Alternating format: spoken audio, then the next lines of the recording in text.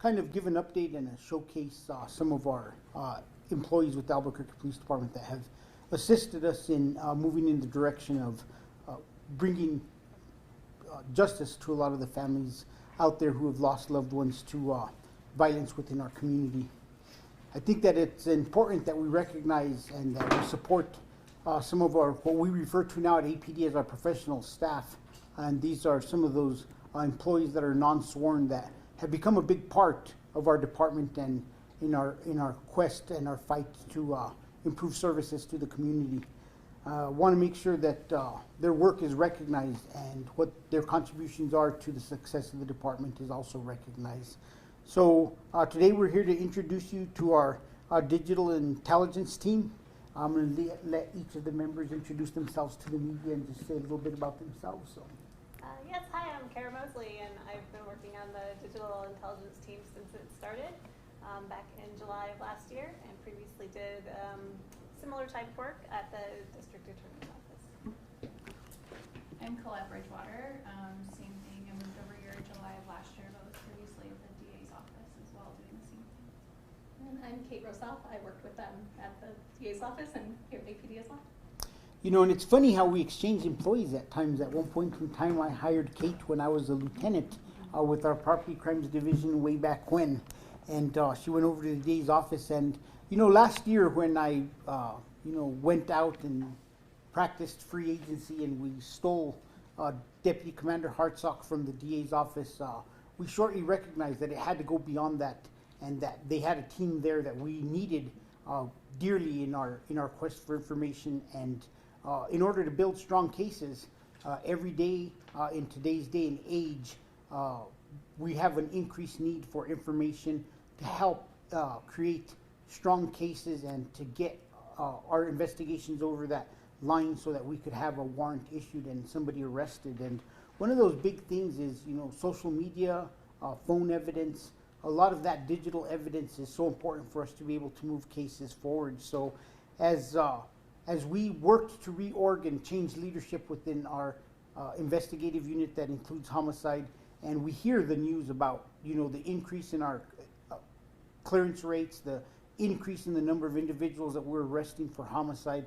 A big part of it is that we've enabled the detectives to go back and truly do what is work that a sworn individual officer needs to do, but we're supplementing them with individuals like the three ladies on the side of me who could give them that support and information they needed to get their cases across the finish line so that they could focus on clearing more cases. So it's helped solve multiple homicides. We've seen it in the media lately. We've actually helped other agencies help solve homicide. And I'm happy to announce that earlier this week we were able to obtain the approval to utilize funding to hire 4 more individuals who are going to help expand this program outside of just homicide and bring it to other investigative units and enable them to work, get more product out to our officers who are trying to conduct investigations. You know, digital evidence is now the equivalent of what used to be DNA and a fingerprint in the past. And as the media is well aware, as they read through warrants, they see where that key point of digital evidence is used to help charge an individual in some of these cases. But I'm going to turn it over to Deputy Commander Kyle Hartsock for a few words, and then we'll get back for any questions. Thanks. Thank you, Chief. My name is Kyle Hartsock. I'm the Deputy Commander of our Criminal Investigations Division. This division investigates homicides, crimes against children, sexual assaults, missing persons, armed robbery, child exploitation, a lot of the more traditional crimes that you think of police departments assigning detectives to. One of the things that this team does, and it touches on what Chief said, is it looks at this type of evidence as equivalent to DNA that's left behind that is seen by an offender or a witness or a victim, fingerprints or other biological evidence. And that's how we look at it. Phones are carried around by virtually every American right now, just as much as their fingerprints are. But they can tell us so much more. This team is able to not only help capture and identify that evidence, but analyze it and provide, expert forensic reports that get used in court. Prior to the team, a lot of this work was left for the individual detectives who had a wide array of training and background and time and resources to really dive in and do this kind of work. Here at the Albuquerque Police Department, we now treat it just like the lab treats DNA or shell casings or projectiles, that it takes a near full-time specialist to go through these things and piece it together. I'm really proud to talk about 2 of the cases they worked tremendously on that helped take a near cold case or a whodunit murder case into arrest and likely convictions. One of them was from last summer, the murder of Trevante Robbins, which happened here in downtown Albuquerque on a July morning as downtown was getting let out. An officer's windshield was also struck by a bullet from a rifle during this shooting. Trevante, we would learn, was actually misidentified as a target of the shooting. The person who was shooting wasn't intending to actually shoot Trevante, but he lost his life during it. With the great work of the detective that was assigned to the case, who had to do a lot of the cop work involved, writing the warrants, the team was able to piece together 5 suspects almost entirely from digital evidence. Almost nothing else tied them to this crime besides that evidence. The detective pieced everything together with their help, and if you guys look at that case and look at those warrants, almost the entire case goes from we have no idea what happened here, a cop's car got shot, this person's dead, he has no apparent enemies, nothing that led up to this, to 5 people being charged with murder. One of those persons is now charged with a second murder out of BCSO's jurisdiction that he committed while on the run from ours. So really dangerous individuals that got identified. In another case, I'm trying to find the name here. It was a 2019 case, but what we're also doing is we have the ability to now exploit cell phones and get into these phones. And some of these older phones on older cases, at the time we weren't able to get into. It's easier now. This team was able to get into a phone that had been just tagged into evidence and just kind of waiting around, no real developments on the case. Once they did, we're able to turn this into actionable items for the detective, a couple more interviews, and we're able to make an arrest on this case. So these are just 2 examples of it, but in reality, our homicide unit now just hovers around the desk of these 3 individuals every time I walk back, feeding them information, and more evidence is coming out of it. The other thing they do that we want to demonstrate, that as a side product of being so good at analyzing this evidence, is they also end up seeing on social media here in Albuquerque a lot of what's going on. And we've talked about this before, and Chief has talked about this before, but a new marketplace has evolved over the past several years for illicit drugs and guns to be traded on, and it's social media. It's Facebook Messenger, it's Snapchat, it's Instagram. We haven't seen TikTok really explode too much with locals yet, but give it time. But these are actual images from Albuquerque violent crime cases of individuals here, and this is what they post. The image in the center, as you can tell, is a literal list of drugs to purchase. Snow is cocaine. A lot of these you can probably figure out what they mean, but we see a very open marketplace that doesn't have a lot of fear of law enforcement. The department's already been taking action for over a year now, targeting a lot of our more prolific users on these platforms, but we still see a lot of it going on. Snapchat recently, in a forum of law enforcement, announced that anyone that they see with fentanyl pills or showing the little blue pills on there, they've now started to deactivate their accounts instantly as a violation of the terms of use. We think that's a great proactive way to start taking some of this marketplace down. We're working with our federal partners and our specialty units to also look at the people that are trading and selling multiple firearms on these devices. Again, when we look at our murders that occur, we see a lot of these murders start right here. They start with an advertisement for drugs, an advertisement for guns. The deal is set up much like a Craigslist deal that you would do to buy a car, but instead it's for something illegal. Guns and aggressive intentions are involved, and it turns into a shooting, which sometimes turns into a murder. So again, we're really excited about this program really taking off, and we thank the chief for getting the new positions created. I think within 5, 10, 15 years, you won't find a police department in the country that isn't doing exactly what we're doing here in force. You know, and there's a few things I want to mention in that. We talk about it a lot. Like, we're short sworn officers. How are we going to continue to do the job? And we've really been able to keep the level of production, or in the case of homicide, increase production with reduced level of officers. And I think that's where our big push has been. And I want to thank the mayor. I want to thank the current CAO and the former CAO for their assistance. We would not be able to do this as a police department if they did not support us in utilizing some of our salary savings. And this conversation comes up quite a bit in council. There's always questions. Chief, you're not fully funded. What are you doing with those salary savings? This is what we're doing with those salary savings. This program was started mid-budget. We used salary savings to fund this program, which is now responsible for solving numerous homicides. And that's where I hope that everybody can recognize that in the end, just as the mayor and the CAO allow me to run the police department and manage our resources and our funding, I hope that that trend continues, and that everybody involved in assisting us through and oversight of us recognizes that it's important that we have the leeway at this time that we're short officers to continue to make these quick decisions and get resources aboard that are going to assist us in solving crime as they've done in the past year. So thank you, ladies, for all of your great work. You are a well received and respected addition to our police department, and the work that you do does not go unnoticed. I'm going to run. Questions? Can we hear from them a little bit about the work and your background and stuff like that? Is that okay?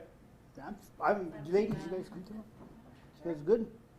Can you guys step up to the mic so that the cameras can hear you, if that's okay?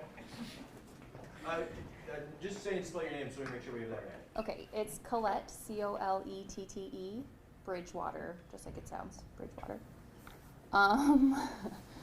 What's your background? Like, were you a tech person, and what is kind of what goes into this online sleuthing, so to speak? Sure. So I knew this job was always what I wanted to do. So I have a bachelor's degree in criminal justice and master's degree in criminal intelligence. But I actually ended up in social work for a little while doing CPS investigations. So I just kept applying to crime analyst jobs until Kyle offered me one. I'm not from New Mexico. I came to New Mexico to start working at the DA's office. And we've kind of evolved that unit into what we do now. It's a lot of screen time. But it's really fun. It's really fascinating. It's kind of like taking pieces of a puzzle and putting them together. And when you get them all to fit, it just feels really good. So. How does the work look different from, say, we see warrants and we see names and we do a Facebook search and we try to figure out, the pieces that exist online as a newsroom? How is what you guys do go beyond that? We have access to more than just public stuff, right? But we do use public stuff a lot in a lot of the work that we do. So we're able to dig a little bit deeper. The more we know about the case, the more we can kind of understand if there's a one-off message that might be related to something. Like I said, it's just finding that puzzle piece that maybe fits, and then all of a sudden things make sense. So we just have that capability. And I'll tell you too, a byproduct of what they do, because they are assigned, every single homicide case gets assigned to one of them, every single homicide case. It doesn't matter the circumstances. We believe we're gonna get a phone eventually or some social media account. They tend to read and become really knowledgeable on every single homicide case. So this is where the intelligence part comes in, is that they have a lot of context to a lot of the conversations they end up seeing. That's where we turn it into proactive work in some of our other gun violence teams and federal partners. Just wanted to add that in. And what Kyle's talking about is like assigning each one to a detective. I think that's where culture change within the department is so important. And he hides back there in the corner, Commander Vega, and he kind of stays out of the cameras a lot of the time. But it's his job, it's Kyle's job to help get that culture change. Because I do know through conversations that at first detectives were resistant, that we're going to introduce this team into a criminal investigation so early. So we've also had to change the culture and the acceptance within our unit, and I think it's really moved in the last year, where now everybody's starting to see this is an everyday thing that needs to occur, and like every case has to go down this direction.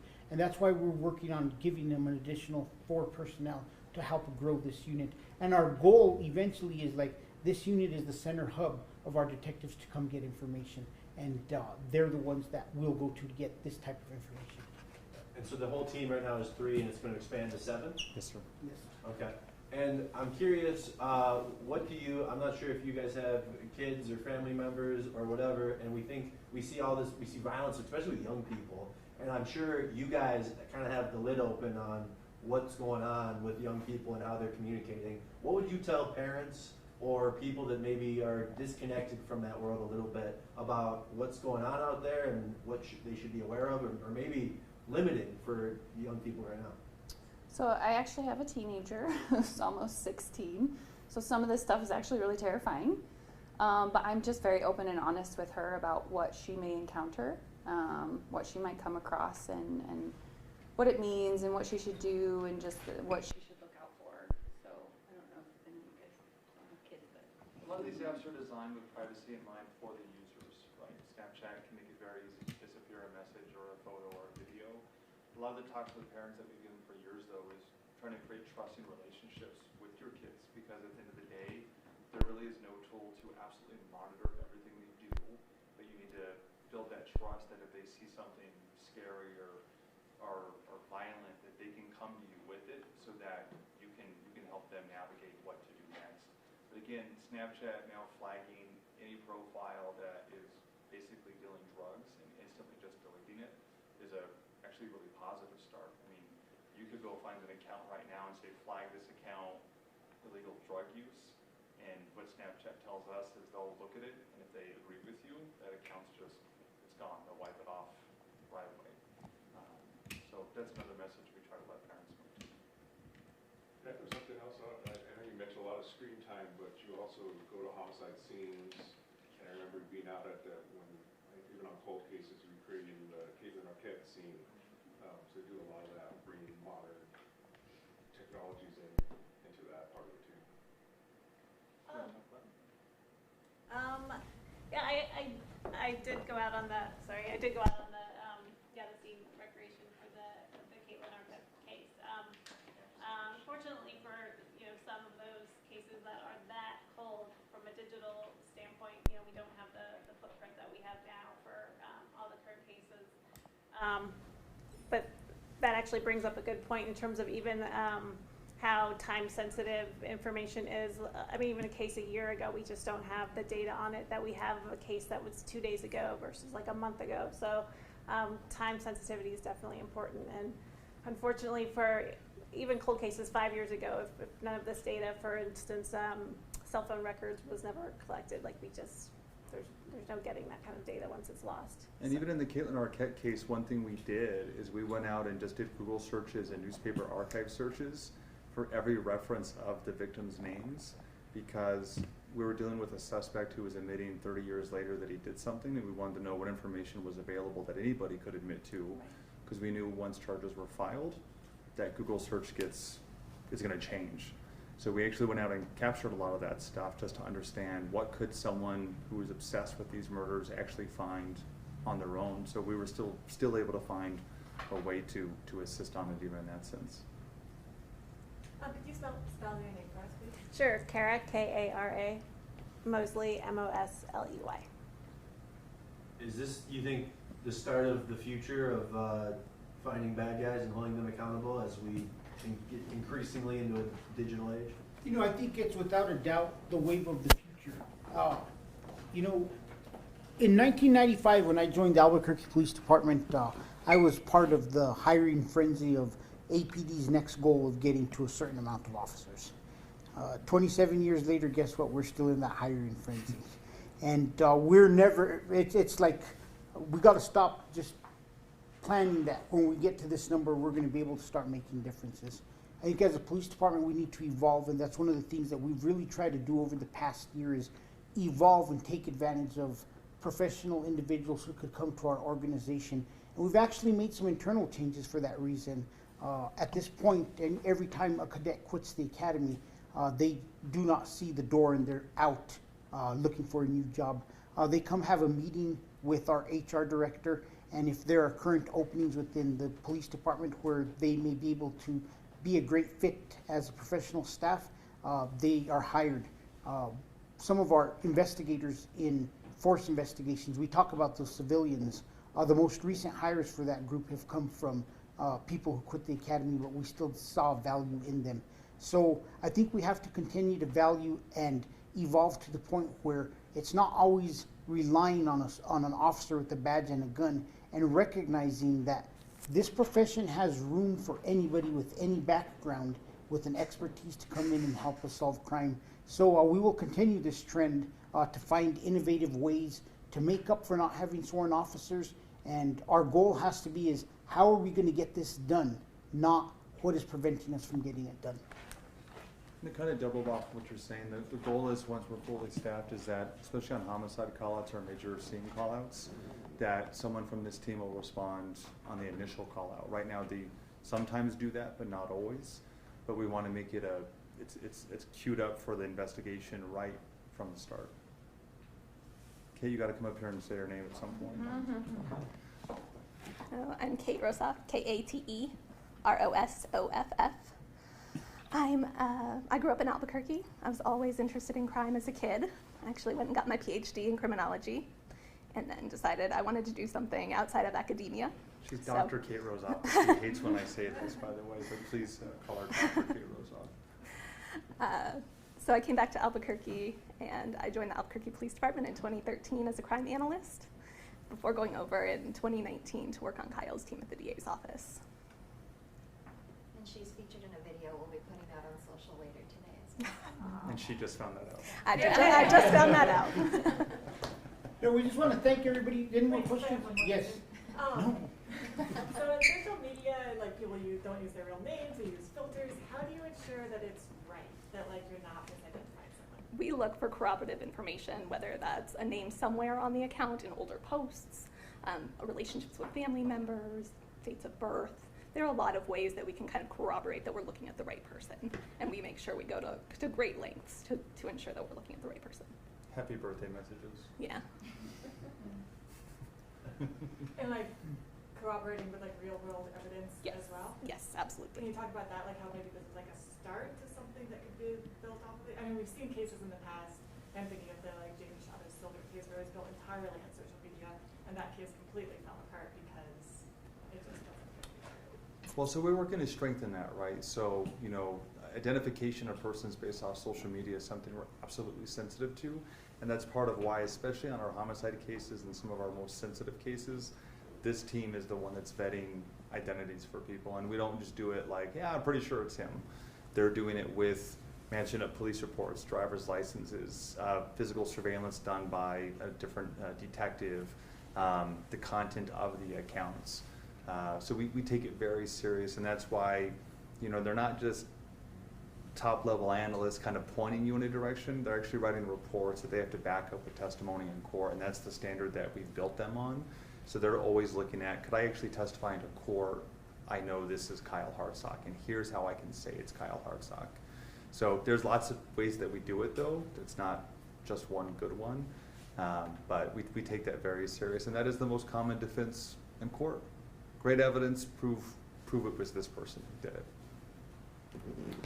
And if there's one thing we could close with is I just want to really reemphasize to the community that there are numerous career opportunities at the Albuquerque Police Department. And we're always going to throw in that recruiting pitch because, we want to recruit from within the city of Albuquerque.